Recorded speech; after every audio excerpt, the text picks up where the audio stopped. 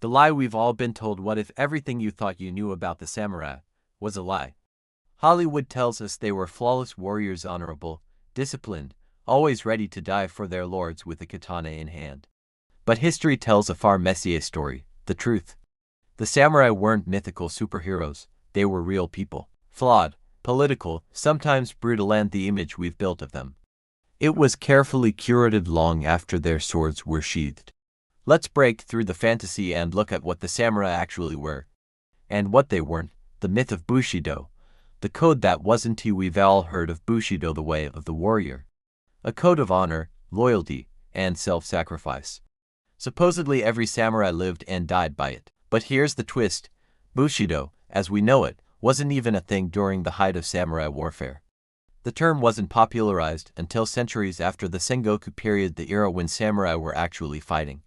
Most warriors back then followed local customs, not a unified moral code. Some clans encouraged mercy, others taught ruthless efficiency. Some even rewarded betrayal if it helped win a war. Bushido was more like a marketing tool, polished and promoted during Japan's peaceful Edo period and again during the rise of nationalism before World War II. By then, samurai were already gone, but their image became a tool to control the masses.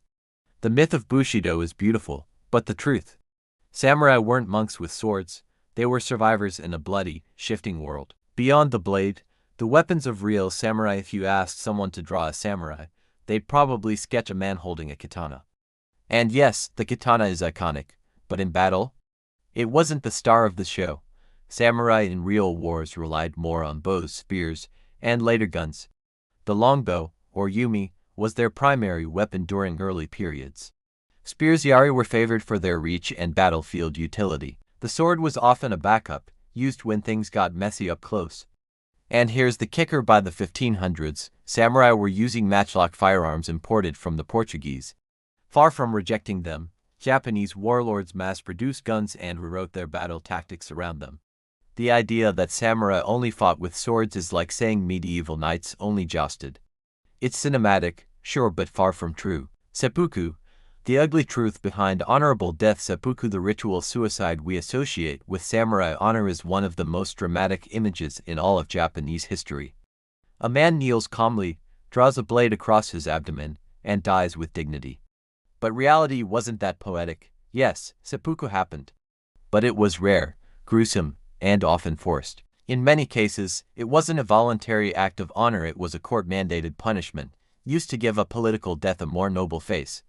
Many of those who died this way were simply eliminated for political convenience, with the act turned into a spectacle. And it was far from a clean death. Seppuku was slow, painful, and frequently required a second person called a kaishakunin to decapitate the victim partway through the process. It wasn't serene, it was bloody, it was terrifying.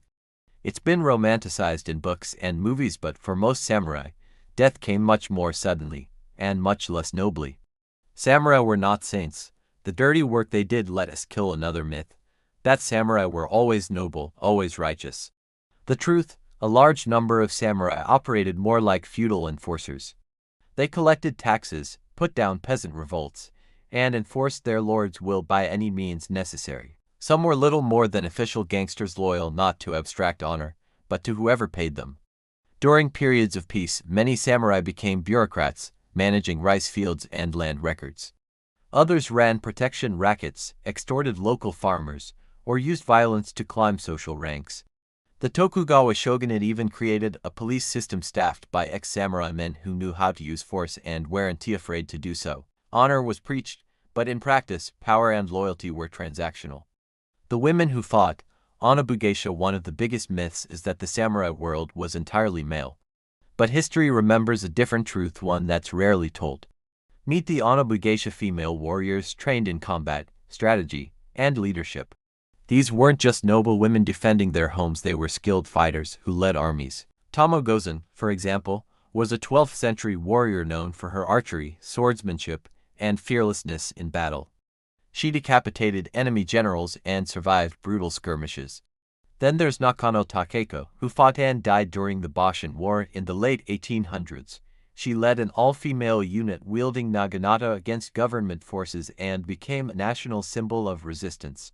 So why don't we hear more about them? Because the later samurai class suppressed their stories, rewriting history to align with Confucian values that emphasized male dominance.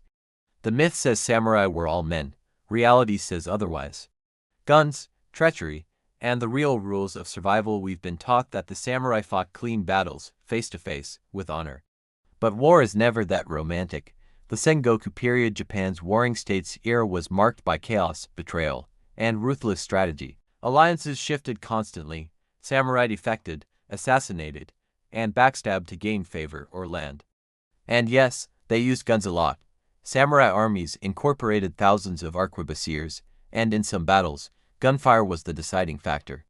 The idea that guns were unworthy of a warrior is just myth. Real samurai adapted quickly because survival demanded it. War wasn't about dignity, it was about results. The end of the samurai, not so fast. The popular narrative says the samurai vanished after the Meiji Restoration in the late 1800s. Their swords were banned, their privileges revoked, Japan modernized, and the warrior class disappeared. But that's only half true. Many former samurai reinvented themselves. They became politicians, military officers, industrial leaders, and educators. Some even shaped Japan's modernization from the inside, bringing their values distorted or not into new institutions. The samurai didn't die, they evolved. Some even played major roles in World War II, bringing a twisted version of Bushido into modern combat ideology. Their armor may have been boxed away, but their influence lingered. The truth is better than the legend. The samurai of pop culture are clean-cut warriors with a perfect moral code, a gleaming sword, and a sense of divine honor. But the real samurai were so much more complex and, honestly, more fascinating. They were political survivors, elite fighters, ruthless tacticians, and sometimes total contradictions. They lived in a world shaped by war, loyalty, betrayal, and change. And their legacy wasn't forged just by blades but by adaptation, ambition, and the stories that followed them long after their swords were sheathed. So next time you see a samurai on screen, ask yourself, are you watching the warrior or the myth?